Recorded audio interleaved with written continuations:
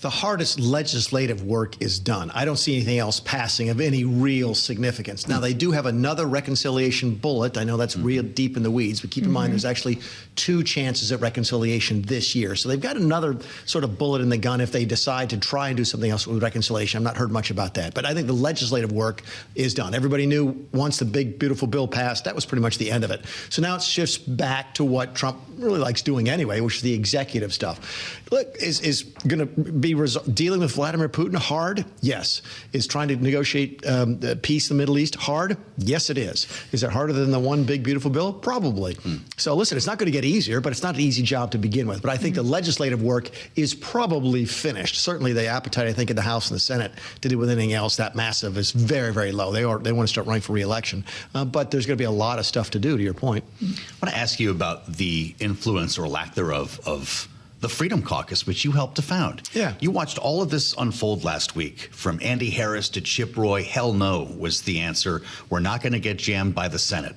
And we know there were a lot of side if I had $1 for every time I had said that. Well, I've listened. Yeah. So bring us home on this, because there are a lot of questions about whether the Freedom Caucus that you helped to found is still relevant. Well, it's certainly relevant. Any group that can sort of stick together is relevant, especially when you've got a margin of just a handful of votes in the House. Any group of 4 or 5 members who can really stick together can sort of change an outcome. And I think the Freedom Caucus, individual members of the caucus did play important roles. I think Chip Roy played an important role in trying to, make the bill better when it was in the House.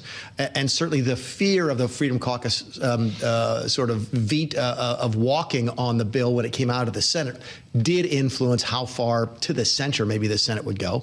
But if the criticism is that the Freedom Caucus is different with Donald Trump in the White House, the answer is yes. It is. We started as a fiscally conservative group. If Barack Obama had offered that exact same bill, I don't think that the Freedom Caucus would have supported it. They are now they are the sort of the foot soldiers for the Trump presidency. They have been since the first term. So they are less about spending now and more about MAGA. One of the pieces I read that I thought was very insightful was that this is absolutely Trump's party now. It is. There are still going to be folks talking about spending less money and all that and efficiencies and so. But this is Trump's party. Whatever Trump says Republicans are for now, the party is for. We are now for massive tariffs on copper, period. Wow. End of story. Until next week when we're not, right? But right now we are. And I think the Freedom Caucus is along for the ride, just like everybody else. But on the subject of spending cuts, which obviously they did not get as many as they wanted in the reconciliation bill, do you see real opportunity for them to get it elsewhere in the form of rescissions? Because we aren't necessarily seeing much advancement on the rescission package that already passed the House and the Senate. Major question as to whether you can get adequate support. I will buy Joe dinner if the Senate passes that rescissions package. Kayleigh? So, well, like if I say I'm going to buy a nice young lady dinner, people are going to accuse me of being inappropriate. So, I'm going to like, no, I'll buy Joe dinner but whatever. Like, look, no, the rescission package is not going to pass. Just this one, or will any? No, I don't think any of them will. Because Democrats are needed to write a budget. Here's why. Okay, spending is bipartisan. It has to be, because a spending bill takes 60 votes in the Senate. A rescission vote only takes 50. Okay, it's a special rule. It's another one of those. It's like reconciliation in that sense. So if you're a Democrat and you cut a deal with the Senate, your Republican members just a year ago to get a spending package passed, and then the Republicans go off by themselves without you and sort of thumb their nose at you and say, well, we're gonna undo this spending that we just agreed to. What do you think that does for next year's spending package? It kills it. Then you end up with CRs and all this kind of stuff. We talked about, is there any other legislation going to get passed? No, and especially if the rescissions package passes. Keep in mind, and I lose track of the days, I think the rescission package dies July 18th. Okay, yeah, 9 days. I had 10 days in my head or something, whatever it is. So look, Washington is always better at doing nothing than doing something.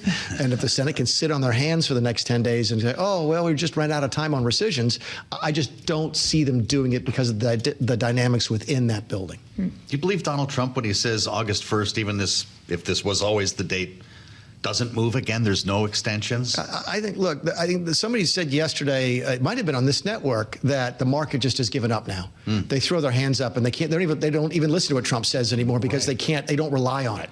If you relied on July 9th, then you're off. You can't invest based on that. That's right. You can't invest you can't trade at least based on the August 1st. Throw your hands up and say, look, it's gonna come as it does. Do I think the August date can change? Sure, it should. Did I predict that the July 9th date would change? change? Yes. Why? Because this is the reason no one else got. He doesn't like strange numbers. He doesn't like July 9th. He likes July 1st. He likes July 4th. He likes August 1st. They're easier to sell. It's a black and white sort of thing. July 9th is what is that, like a Wednesday? It's tomorrow. Yeah, tomorrow, Wednesday, yeah. That's not good for news. That's not good for marketing. So look. That's why he brought Japan from 24 to 25%, right? Well, listen, we talked about it. You joked. Did he do that, by the way? I haven't heard that. Yes. So I go back to 2017 when we're trying to negotiate the corporate taxes on the first tax cut, and I think Cohn came back. We wanted 20%, and Gary Cohn and Stephen Mnuchin, who were leading the negotiations, came back and said, "Well, Mr. President, we think we get 21." He's like, 21? 21? I can't sell 21. 20 or 25? 20 or 25, guys. Wow. It's not 21. So yeah, that's how he operates. It works for him. But the point is, you can't trade off of it. Could August 1st change? Yes. It's not going to be August 8th. It could be September 1st. But yeah, there's going to be a certain uncertainty in what comes out of the White House. It is the cultivated, he loves the term strategic ambiguity. He doesn't want to get pinned down, and he's not going to. If deals go forward, great. If they don't, we might look at changing the date. We might not. Who knows?